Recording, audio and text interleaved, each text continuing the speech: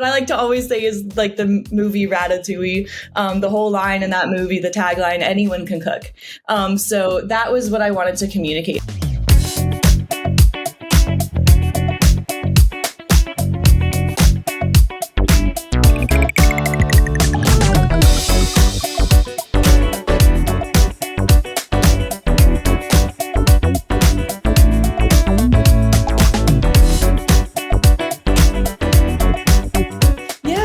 Always loved cooking, and I grew up, my mom loved cooking, and we'd always have dinner as a family together. But yeah, I've always, admittedly, maybe not always, but admittedly, a lot of times I'm like that food, the phone eats first, the camera eats first. Sometimes with the food, like I'll take my pictures of food that I make that I'm proud of, and I kind of realized I wanted to share that. So it began as kind of like an Instagram page and a brand, but then I started making a website to supplement that and actually post my recipes and kind of like tips and tricks and things like that. But yeah, it is definitely a big deal to me because it's something I love to do, and I love sharing it with others.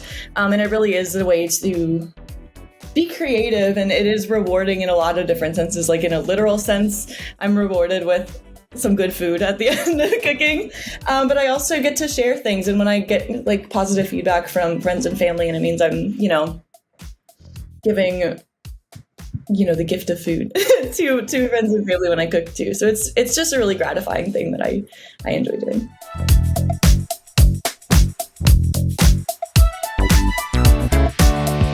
I definitely didn't really know how to make the most of it. Maybe in the sense of growing it and actually like reaching more people and just making it actually communicate what I wanted it to communicate and be that kind of accessible platform. And I was realizing that that's what I wanted to do with that site, is really communicate that anyone can cook and really give them the platform to encourage that and uplift them. I had an idea of what I wanted to do, but I didn't know how to do it necessarily.